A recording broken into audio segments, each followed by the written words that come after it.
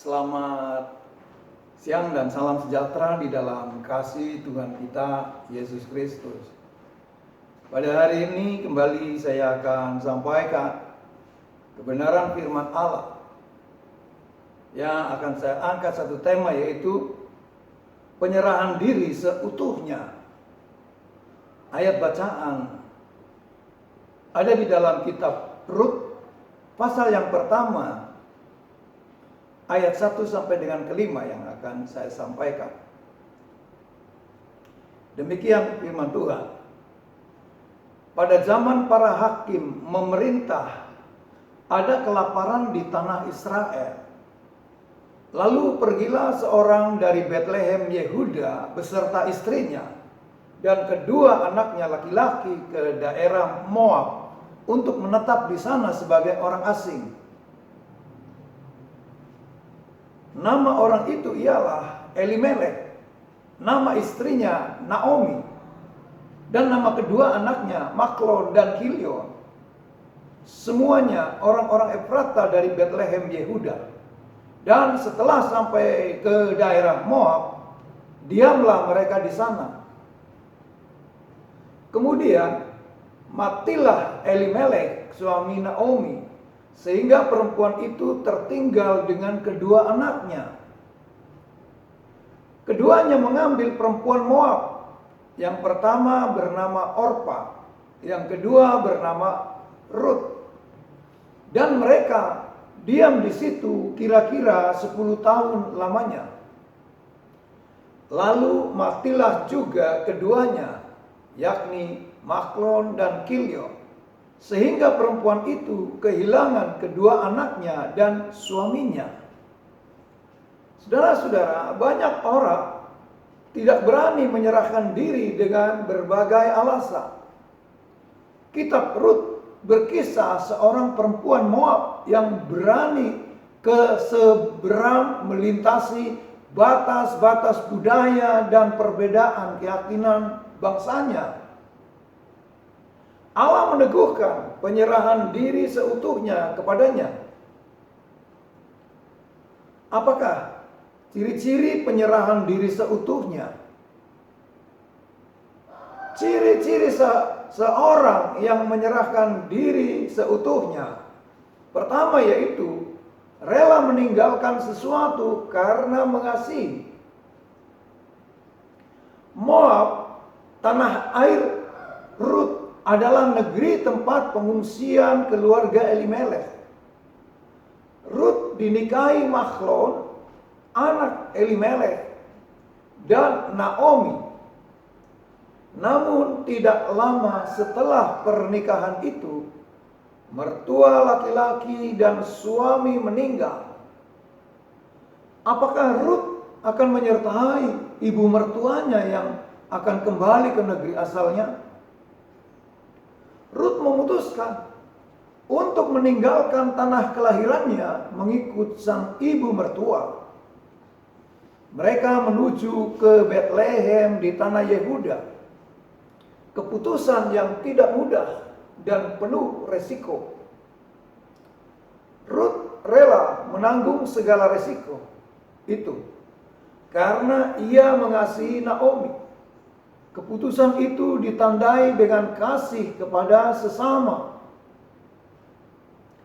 Saudara-saudara, keputusan dari Rut untuk meninggalkan sesuatu karena mengasihi. Dan kita melihat bagaimana Rut dengan keputusannya untuk meninggalkan tanah kelahirannya itu. Saudara-saudara, kita akan melihat hal yang kedua. Rela memberikan yang terbaik untuk Tuhan. Rut termasuk salah seorang perempuan asing. Artinya bukan keturunan Yahudi yang hanya dicatat dalam Alkitab. Ia termasuk di antara leluhur yang menurunkan Mesias. Di dalam Injil Matius 1 ayat yang kelima, Salmon memperanakan Boas dari Rahab, Boas memperanakan Obed dari Rut, Obed memperanakan Isai.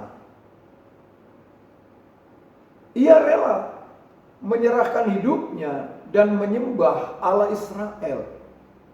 Ia menanggalkan ilah-ilah kepercayaan Moab dan menyembah kepada Allah yang disembah oleh Naomi. Rut rela memberikan yang terbaik kepada Tuhan, baik hidup maupun masa depannya.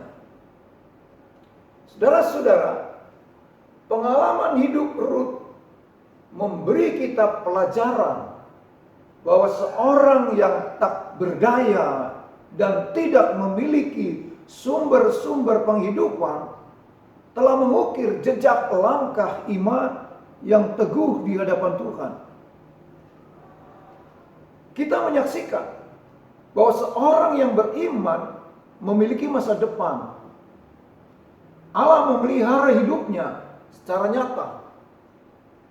Ia berkenan membuka saluran kasih karunia yang menjadi berkat bagi dunia. Melalui garis keturunan Rut muncul Sang Mesias yang akan datang menebus manusia berdosa. Kemudian yang ketiga, rela mengikuti pimpinan Tuhan langkah demi langkah. Kita akan melihat kisah di ladang Boas. Itu tercatat di dalam pasal yang kedua. Ia tidak malu memungut jelai di ladang Boas. Kegiatan yang biasa dilakukan oleh orang miskin atau orang asing. Ia bekerja keras untuk memenuhi kebutuhannya dan Naomi. Ia diperlakukan dengan murah hati oleh para pekerja di ladang Boas. Kemudian kita melihat juga kisah di tempat pengirikan. Itu tercatat di dalam pasal 3. Hukum Taurat menjamin milik pusaka seorang laki-laki berkeluarga yang mati tanpa meninggalkan keturunan. Antara lain, saudaranya diizinkan untuk memperistri jandanya. Naomi mengatur rencana agar Rut bisa membuat Boas berkenan menggunakan hak dan kewajiban tersebut.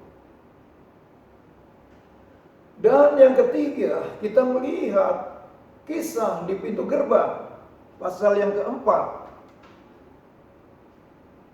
Pintu gerbang adalah tempat penyelesaian berbagai masalah yang dihadapi orang Israel.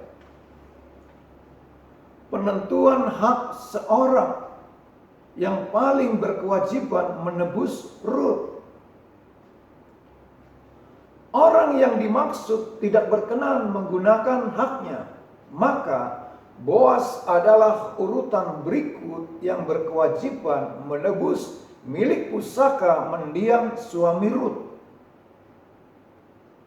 Saudara-saudara, jalan hidup Rut ditentukan Tuhan langkah demi langkah.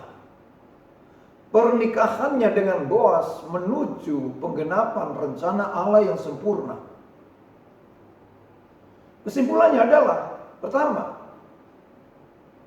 penebus Rut oleh Boas membayangkan satu gambaran yang indah tentang penebusan kita oleh Yesus Kristus. Saudara-saudara, bagaimana Yesus datang ke dalam dunia ini. Ia menebus dosa manusia. Yang kedua, Rut adalah teladan yang paling indah tentang jalan hidup seorang perempuan asing yang menyerahkan diri seutuhnya kepada Allah. Dan yang ketiga, perenungan ke dalam hidup kita mengungkapkan benang merah perbuatan Allah yang memelihara dan menyelamatkan kita, sehingga kita juga mau setia kepadanya, Yesus Kristus. Amin. Puji Tuhan, saudara-saudara, biarlah pada hari ini kita mengingat dengan baik bagaimana kehadiran daripada Yesus Kristus Sang Mesias itu yang datang ke dalam dunia, dan bagi barang siapa yang percaya kepada namanya akan beroleh hidup yang kekal. Puji Tuhan, bagaimana hal kami akan sampaikan doa di hadapan Tuhan bagi saudara sekalian dimanapun berada. Kita berdoa.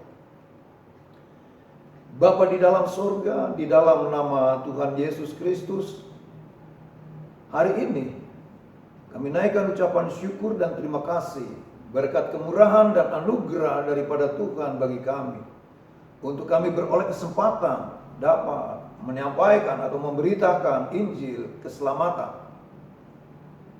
Di dalam hal inilah kami dapat melihat bagaimana penyerahan diri daripada Ruth, sebagaimana gambaran daripada umat yang telah Engkau tebus di dalam kehidupannya. Harus kami dapat menyerahkan seluruh kehidupan kami di dalam nama-Mu.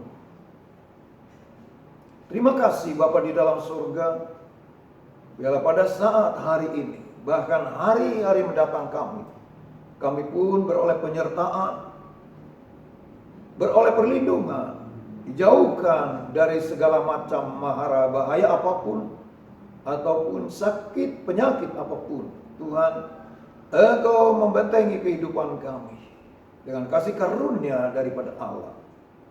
Terima kasih Bapa di dalam surga, saat ini kami berdoa bagi saudara-saudara kami pemirsa dimanapun berada.